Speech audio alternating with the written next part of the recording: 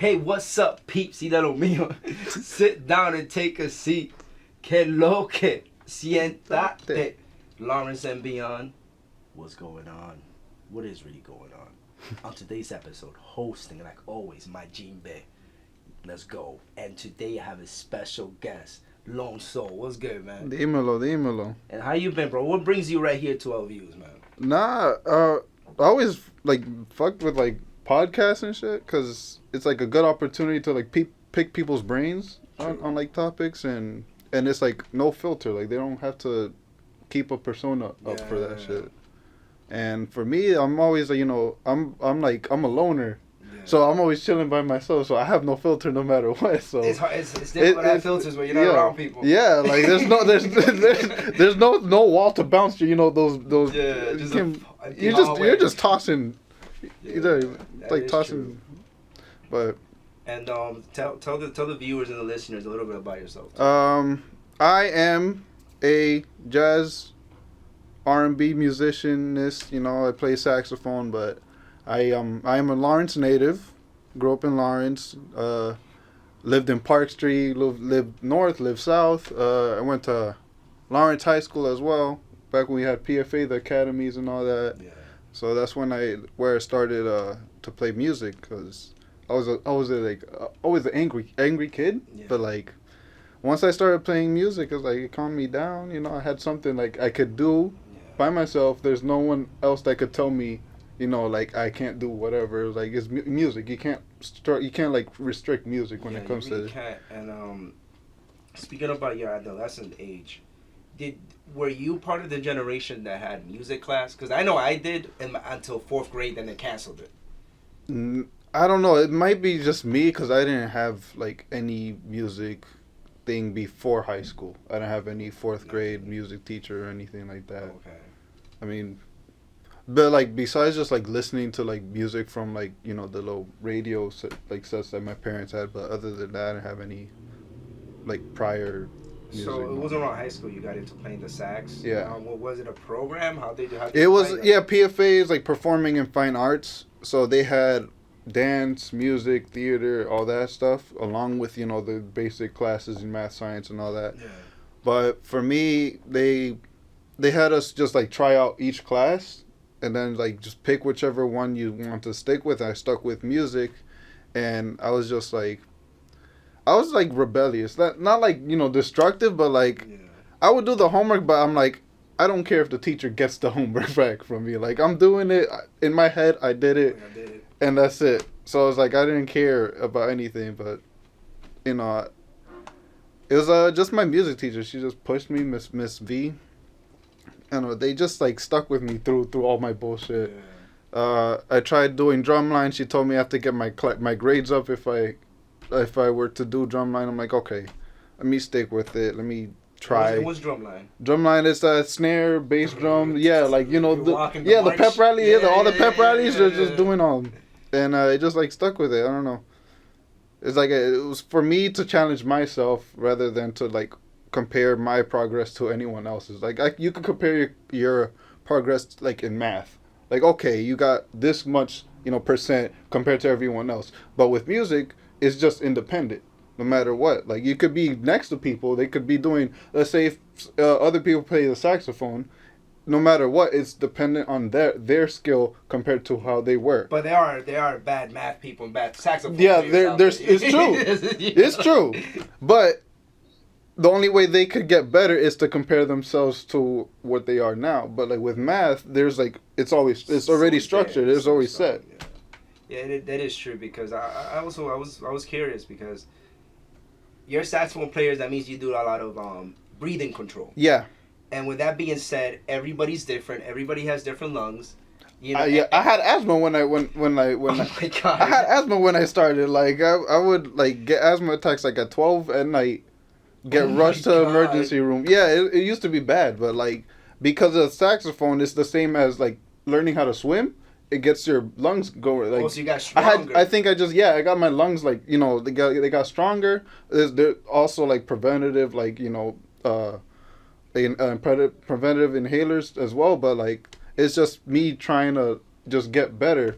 I was low key getting cured because of playing saxophone. That's interesting. I thought it would have like damaged you in a way, but instead Yeah. it was like on a treadmill. Yeah, it's like a muscle. Like you, if you don't work it out, it's like people have like weak knees, right? Yeah. If they're not working it out, it doesn't get better. Like you don't have to stress it, to the point that it snaps. But like, so that means like you'll rip a hookah and like throw out the biggest cloud. Probably. I'm not trying to test it, but like, Yeah. I might do it on a special occasion. Yeah, don't do it, bro. But I won't you don't do need it. that crap in your lungs. Nah. Man. Hey, we love hookah though. Yeah. Especially KTV, this nigga. Yeah, KTV, yeah, we're kidding. We're joking up here. I know. And when was the last time you performed in front of people? Last Saturday, I was with KTV as well. I helped him open a show at Uncharted, so he had me play. Yo, he works, bro. Yeah, he works. He works hard though. And I helped him. He had me playing "Careless Whisper," because that's his favorite song. He always tells me that. Whenever I go on live, he just like pick "Careless Whisper." He just points that in. I'm like, all right, I got you. But it was good. People liked it. And it's weird because it's like we're in a rap environment, but people really mess with like the saxophone because it's like different, I guess. But yeah, it's different. There's kind of soul, kind of reminds you of like where things came from. Yeah. Like, oh shit, I feel it gives people those vibes. Yeah. I mean, you're flashy. Yours is black and gold. That's flashy. Yo, it is flashy. But it's cheap though. It's cheap. It's as cheap. It's like $200 compared to like $500. I have a $500 one at my house. Yeah. It's like the same, but it's like it sounds better. Like it doesn't bend. Whatever that it doesn't it doesn't it's consistent. This one, it is really flashy. It might sound different by like half whatever, like tiny decibel or something, but. And you can feel it though, like you got to that level where you're like, I want to use my expensive one or something. I did it for Soul Night when I played there. I used for one song. One of my songs I can't play a high note with this one. Like one of the high notes, I just can't play it with that one. It might be because of just how it's made or something, but I just can't do it with that one. Like not consistently. Yeah. Okay. Yeah.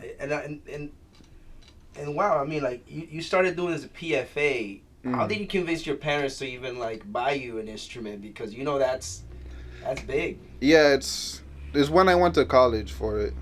Maybe I didn't have like. I went there, and I didn't like in my head. I'm like, okay, I might go there. They might have instruments, but I'm like, this is high school me. Like, nigga, this college, they don't care about you at this point. So like, you have to like fund your own like own equipment, career and all like the path you're going. Yeah. So when I went there, they had a performance workshop class there, but you had to like say what you're gonna play, and what type of like genre you're gonna play. I said saxophone. Yeah. I thought they had saxophones there. I did. I'm like, I don't know. In my head, I'm like, they got everything. I don't think it's college. Yeah, it's college. Yeah. I'm all set. Yeah, but I'm like, okay, damn, I need to get a saxophone. And my parents like, okay, we'll go to pawn shops and shit. And they just got one at, was it Biter Music, just like on Broadway, whatever. They found one, they bought it there. Yo, but like, it's just, I don't know. They never like second guessed me, but they told me like, you better do this if we're gonna buy. You better stick with this. If not, then like I'm prepared to pay them back if it don't work out. But like, I don't know. I'm sticking with this one right now. Word. And in this, I mean, I might be assuming. So this means you're still in college right now. Yeah. Okay. Right. I mean, like in between stuff. Like I'm doing a apprenticeship at Infinite Music. Another like, it's a studio in Reading.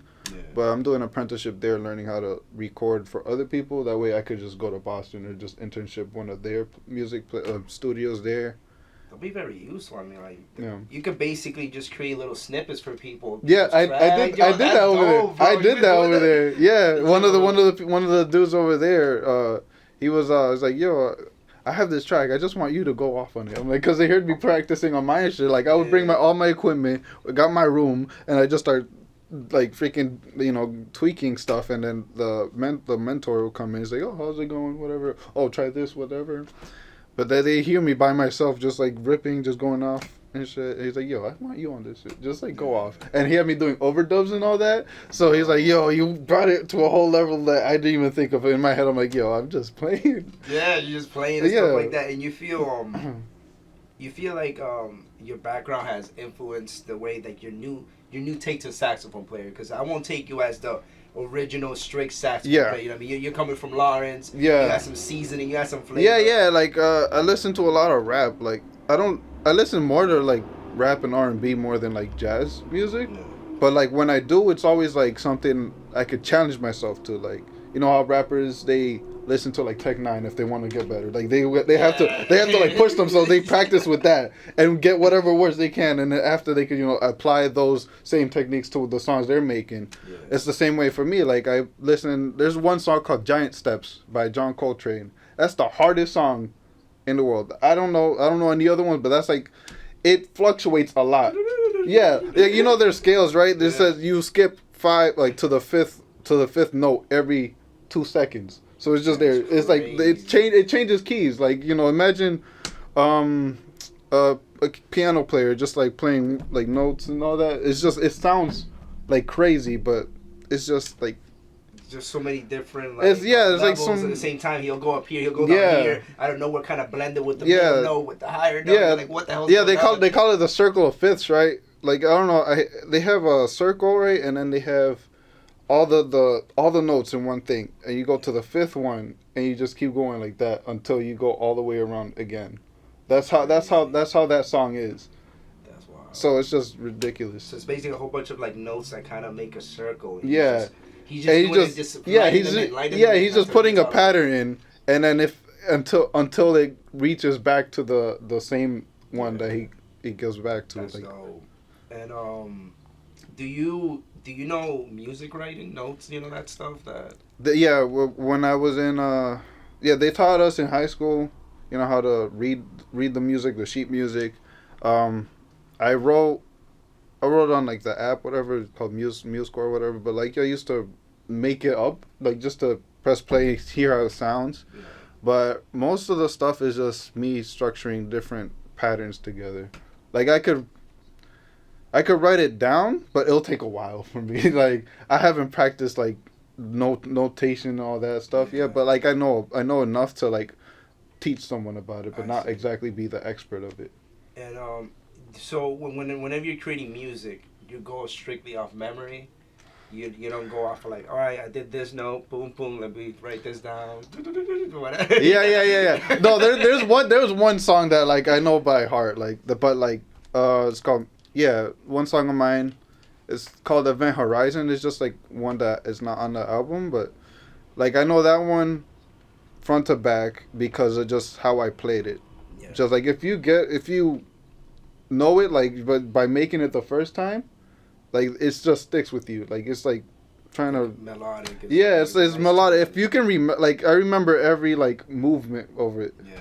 But some of the songs I have to like go over it again, cause like how I pick it apart. Like, okay, this is the melody, the hook, whatever. The same way, you know, rappers, like singers and rappers have hooks, right? This is the hook, and then this is like the section I could just solo off of. Yeah. And being a jazz musician, I don't have that much, you know. Like, there's no emphasis on remembering stuff there. Like, as long as you get the main thing, everything else is like you could go off of it, and then that way it makes it kind of special for like performances, because then every time I do it, it's different. Even if people listen to music at their house, they come to see me, and it could be different.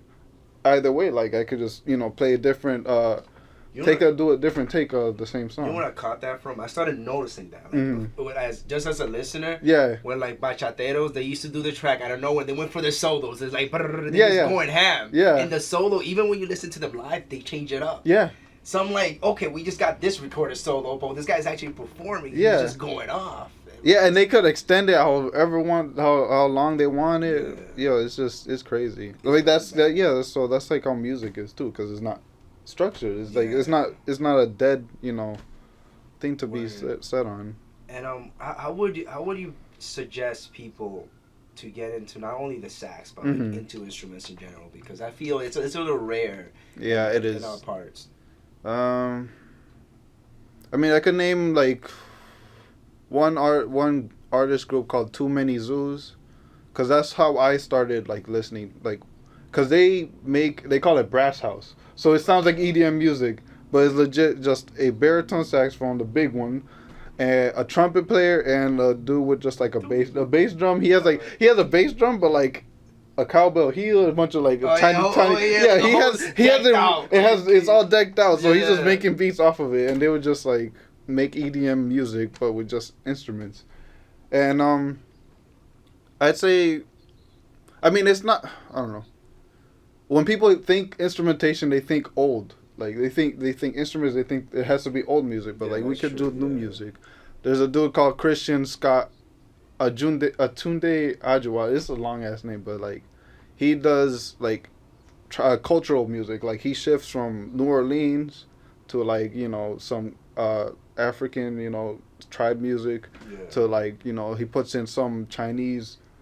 He has one song called was it Sun in Beijing, something like that.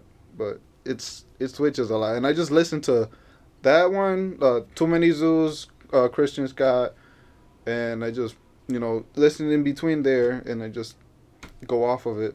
And then there's also Donald Byrd, Donald Byrd, Byrd. He's like Was that name on purpose, Donald Byrd?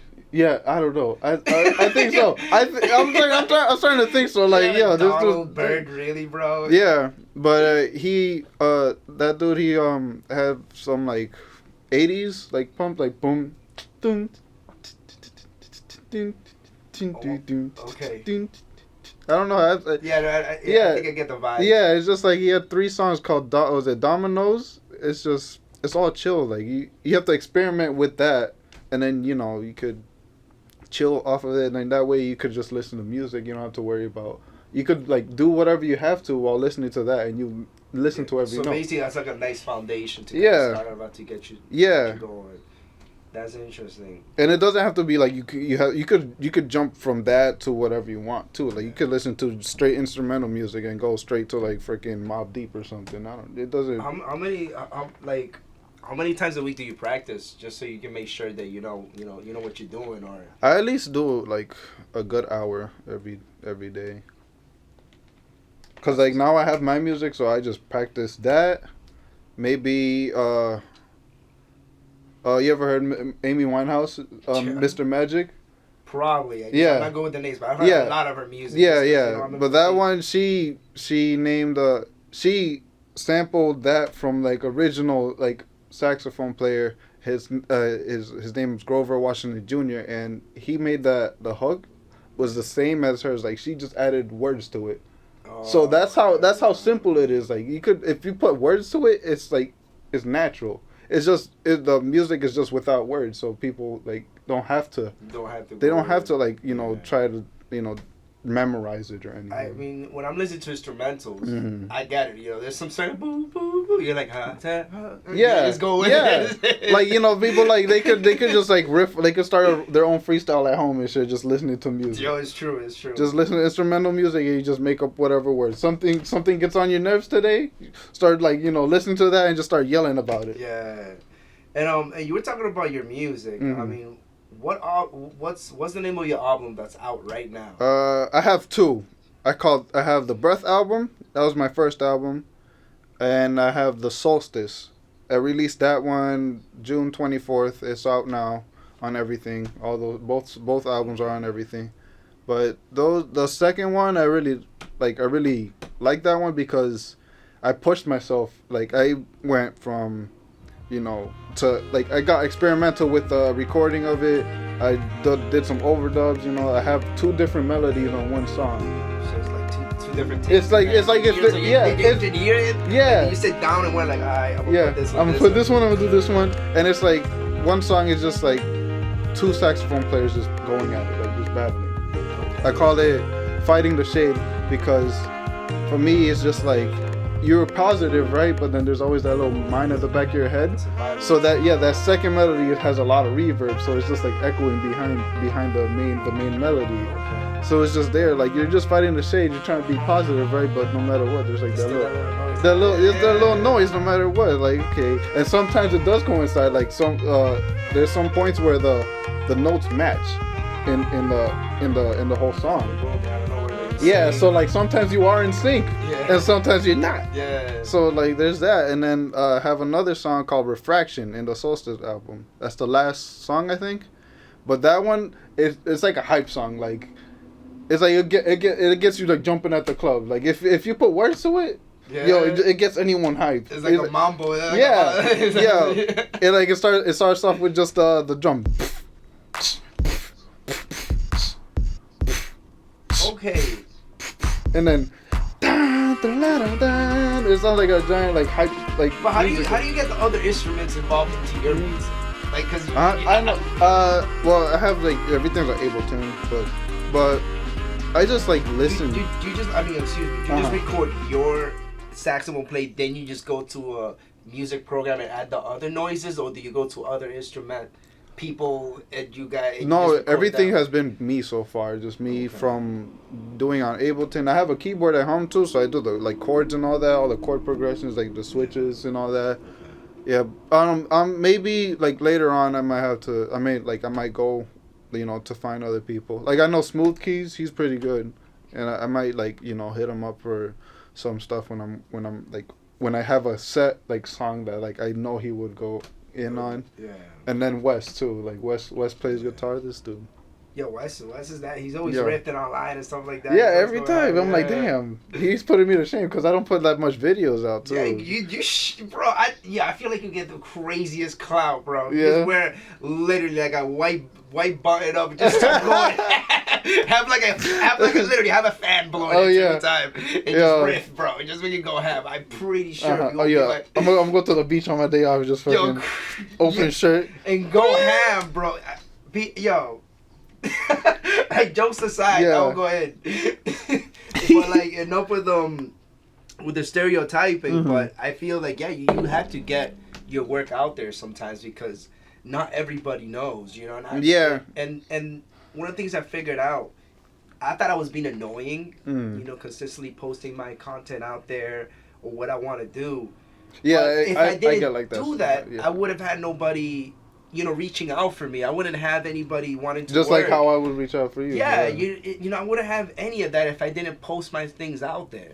That's because that's the thing about your career, whatever your passion is, that sometimes you kind of have to be a presentado, like get your, stick out your neck and do it if that's what you really want. Yeah. You can't just sit and meditate about it. Yeah. So as soon as you can, just start doing clips. That 1 hour that you usually riff, like, all right, this is the last 20 minutes. I'm warmed up. All right.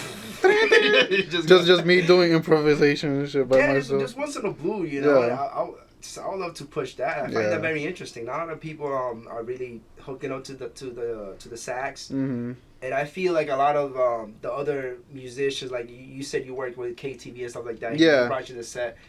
I'll find it dope if I see featuring LoneSol on certain rapper tags, going, because I feel like some of these artists sometimes are craving real instruments inside their music. Yeah, I mean, there's so much you can do with samples because it's like it's already set. You can't like manipulate it past for what it's already recorded for.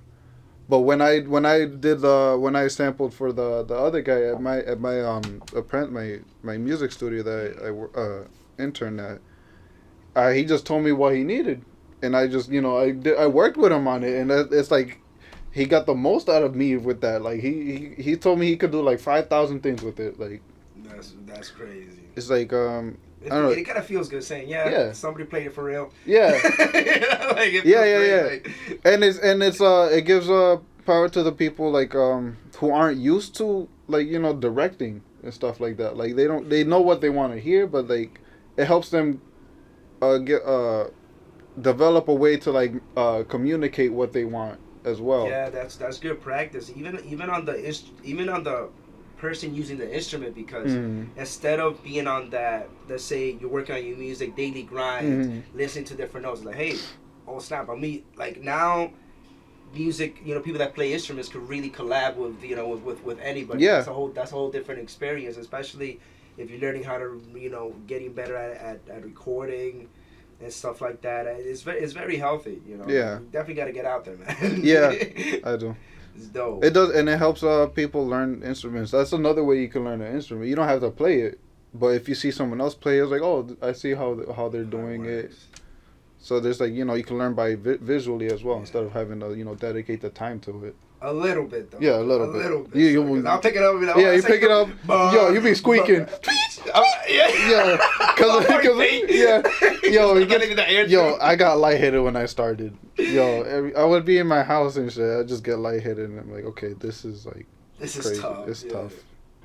Sheesh, and like it's like blowing a balloon just constantly. That's how it feels. And you never took any like special supplements or anything to help with your blood cell count? Yeah. I need to get my electrolytes. I'm just hit a full vitamin water before going in. Yeah, because like damn. No, it's just. You just went straight ham. Yeah, because I don't know anything else besides going just like, okay, let me just do this shit raw. And that's pretty good for somebody that didn't have, how should I say, that much guidance in the beginning. Yeah. You know, you literally went for that willpower. You went in there, and I find that pretty impressive. And you know, you said you grew up a little bit rebellious and stuff like that. Yeah, like I don't know. It's just like I'm used to being by myself, so I'm like I didn't care about anyone's opinion. But like now, like I have to. Like wings. Yeah, like I learned like at 17, like I learned that shit at 17 that I need to like, you know, change like my behavior. It's a good age to learn that. It is. Yo, but like if you're not consistent with it after, like you know, you might step back. I'm like, okay, I'm tired. Like I started working at my first job was at Dunkin' Donuts, and it's like, okay, I'm like, you know, learning how to just like. Good morning. Yeah, but like after a certain point, like if you get like nagged by like the manager over something that doesn't concern you, like you just like want to snap. But like I had to learn to just like control my impulses. Yeah. Like I didn't want to snap them, but like the behavior after that, you have to control. Like you have to, you know, like let things go. If you have a problem with one person, keep it to that person. Don't let it like seep into everyone else's, you know, energy and vibe like that. That's true. That's very true. Like even I'm still like, you know, like it's not it's like not crazy, but like I still get that way. Oh, I don't blame you. It's not something you can like unlearn, but like you have like, to manage that shit. I mean, I've been in some jobs. I've done great, and as soon as I snapped, the experience afterwards, it was horrible. Yeah. My raises weren't the same. You know, I'm like, you guys really push a person to just be like, everything's okay. and you can't say like you can't tell them like not to take it personal. Like even if it's like your problem, you can't tell them not to take it personal because it's like it's on them now. Like the energy is on them now, so they have to like fucking deal with that shit. Exactly. And one thing I did learn, this is really random. Like. I don't even watch this show. This might be a little embarrassing, but I remember I was flipping to the channels. Nobody flips to channels anymore. But I mean, I was going through Netflix, you know, watching. I'm like, let me try watching Supergirl or whatever, because I was just bored. Yeah. And I remember the first episode. The old lady says, "Oh, not old lady, damn, I'm sorry." Her boss, Superwoman's boss says, she told, never get mad at work. No matter what you do, never get mad at work. And I'm like. You know, whatever. That always, for some reason, that stuck in my head. And after that, let me try that. Things have been amazing. I just, even when I want to get really bad, like, whoa, let's just not get mad here. Yeah. You know, it's like, it is, and I can say my career, you know, moving along and stuff like that at work is, and you learn how to take things easier now, so you don't have to, like, stress. You don't have to bring it to you after. You don't have to react for everything. That's the thing. You don't have to react. Sometimes, you know, react somewhere else. Yeah. just break a vase on the way out or something. Jeez, go home. Just go home and sax. Yeah. Sometimes it be like that. Like I'm pissed. I get pissed that like, damn, I didn't get to practice and shit. Yeah. Some days I'm like, damn it, I have to make up for it, because if I skip a day, then I feel like I'm just like being the ill like chump and just like lazy and shit. Do you set like a certain time? Because how does this work with your neighbors? You know. I mean, now I'm in like we have our house now, but but like my sister lives in the bottom floor and my parents are there. I can't do it early. Like I can't. It depends. My sister's a nurse. Like she works in the morning. So much. She works in the morning. Yeah, she works in like the morning at 5 o'clock or something. So like I can't play too late because she goes to sleep early. Yeah. And I'm a bartender, so I work at night. So when I get home, I can't do it. Thin line. That's one thing I can't do. I dude. can't practice at night. Like, you know, guitar players, they could practice at home, but like I can't do that. It has to be in the morning when I wake up. Yeah. And sometimes they get caught up with like, you know, like errands and shit like that. Yeah, you don't want to be with that. I finished my whole day. Yeah. Yeah. So yeah, that's why I started just like going to like parks and stuff, like the dog park near the Loop. I started going there just to like practice and shit, because sometimes when I'm at home I get caught up with little things like, you know, cleaning the house, and like I get like messy when I'm making like music at 3 a.m. Like I'm just like doing stuff, I'm moving around, I'm like getting a couple a water bottle to drink, but like I don't have time to like throw it in the trash. So, I'm legit like, if this was my table, it would be filled with water bottles, Sprite cans, and freaking just like the laptop, and just me just going looking at shit, and then like maybe crumbs and shit from eating. Yeah, like how I've been doing. I just like been doing it on the keyboard, just like as a test run. That way I could see if I could play it in the morning. Okay. But and outside doesn't fuck with your noise, like it doesn't, like, you know how it's just over there. You know, nothing bounces back at you. Like with the microphone I have it, not really. Okay. No. What do you mean? What do you mean microphone? Like I have a mic, like I have a mic stand, traditional, you know, like one of these, but just on a stand and stuff. But I also have a clip-on one too, just in case, like just to see how it sounds. Oh, yeah, there's a one you can clip on it. You can record it. I can move around if I want. Yeah. But it's just most of it's just like how I tweak it after. Like I could just EQ it and just like tweak the sound of it after, and then it's not too echoey. I'm lucky the living room isn't like crazy bouncy and shit with the sound. Yeah. Cause it's like a rectangle, so the noise doesn't make it back. It bounces off the wall, but like it won't make it back, because by the time it comes back, it's too like low for it to pick up on the microphone. That's dope. So I'm just lucky I don't have to do that much soundproofing in my house. Yeah. I mean that's pretty badass. I mean, I've had that skill. Come to a park. Mm-hmm. Start playing that sound. I have like my speaker. Yeah, I have my speaker too, like my Bluetooth speaker, so I just legit could go anywhere. Fucking throw a bucket. Yo, I just need a bucket. All I need is the bucket. I've used this before, but like just like toss money in that shit. That's awesome. I went to Boston before and done it. Like I left with like $20. It was like all ones and shit, but like fuck it. Like that's my I'm just practicing, but that's like my gas to go over there. Maybe get a sandwich on the way back. Yeah, it's simple. That's dope. And you don't have any, like, the album that you that's out. Mm-hmm. Are you gonna try to push that, or are you trying to are you consistently working like you were telling me off air? Yeah. I mean, I would push it if I had like the drive to, do it. Like I can't do it like KTV, he's pushing his Dear Diary, like he's gonna force. He's like, he would force people. Fine, I'm gonna open it. Yeah. But I can't do that with mine, because it's like, if I force it, then people won't they won't listen to it with the same energy, I guess. I don't know. I just picture, like, what if someone tried force it, like, like keep jamming like their album like to me, and then if they step back a little bit, then I don't want that. But that's the thing, though. That's how everything works now. Yeah, that's advertisements. Everything works. Annoying you into, like, not annoying you, but at least showing you enough to be like, okay, I'm gonna listen to it. Yeah, like right now I'm starting to just like give business cards to like the older people. Like I work at Cafe Azteca, so it's a lot of like old, like middle age, people there. So they'll listen to that, because they have like a open mindset when it comes to like just instrumental music, because that's how they grew up. So I toss like business cards and look it up and whatever they want, because I don't know what they probably use it on YouTube. Everyone told me YouTube, so I don't know. But I have it on Spotify too. But I don't. You could listen to it while you're like in the car too. But I don't know, it just depends if people are open to it, and I can't like push something that they're like not used to listening to. Yeah, Cafe Azteca, do they have like a little section for like?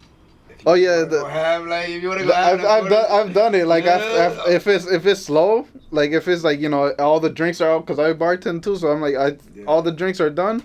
I'm like I'll do it like at 8 o'clock or something. If it's like if there's nothing else to do, I'm like okay, I'll do it. If people ask me, I'll do it. But That's pretty badass. yeah. And do you have any shout outs you want to throw out there? Well, shout out to KTV of course, because he's been putting me on like whatever he can. He hits me up and I'm like I'm there. Shout out to Wesley, the Diagar band, because they I don't know. Like I'm like I don't listen to metal music, but like every time they put something he up, made me understand a little bit. It's like, yeah, I know, but it's like, what about if you take this take? Yeah. You show me like a different take to understand. I'm like, yeah. I'm like, damn, okay. Yeah. Like, that's one thing I need to learn from him, because I have to explain my music to like people. I have to teach them like how to take it at an angle that they'll easily receive it too. And shout out to Nudie. She's going to big places though.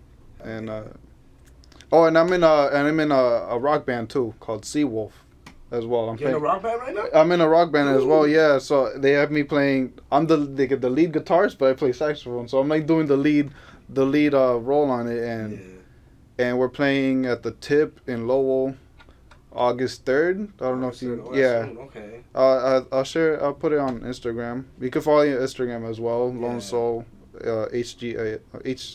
HGS. But they just call me the lead guitarist because that's a position. Yeah, it's the position. Yeah, that's position. But like I'm playing the saxophone. Okay. I mean, they could call it lead sax, but no either way, it's the lead. Yeah. I'm doing the melody. You'll make it a thing. I'm the lead sax. I'm the lead sax. Okay. Yeah, but it's crazy though.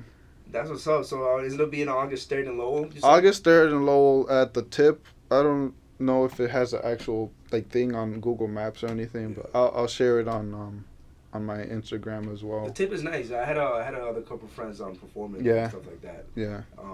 One of my friends, Carlos, he does. Ironically, he does heavy metal. Yeah. And stuff like that. He goes hard in Lowell usually. Lowell loves like rock bands over there. Yeah, they have a nice little scene. I don't know if it's because the colleges and the people from around the world that are just semi there a little bit. It might be like a combination of those two. Because a lot of I've went to another place before. And in Lowell, and like UMass Lowell, like it's around UMass Lowell all the time. So I think it's just a lot of the students over there, and maybe it's because of the younger crowd, I guess. Yeah. All right, man. Yeah. Well, LoneSol, right? LoneSol, as in LoneSol, as in the sun. You guys heard that? Get that. Follow him. Listen to his music. Yeah. Great sax players. You guys already know. Yo, LoneSol, it was nice having you on the podcast, brother. I see. Hell yeah, man. Yeah, this shit. I love it. I love podcasts, man. Like it's just natural. It's natural. You can talk whatever shit you want. Yeah, bro. Like you can always come back. Know that.